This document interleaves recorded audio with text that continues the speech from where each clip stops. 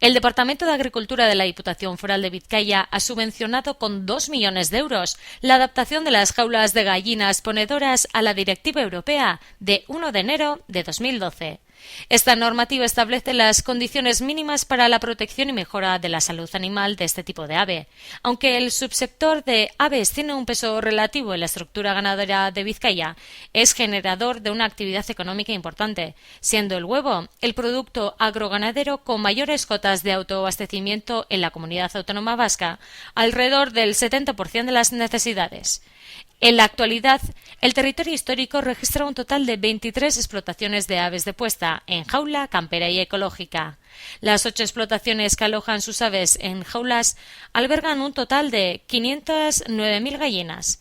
Las inversiones en las explotaciones agrícola-ganaderas vienen contempladas en el Plan de Ayudas del Sector Agrario 2007-2013.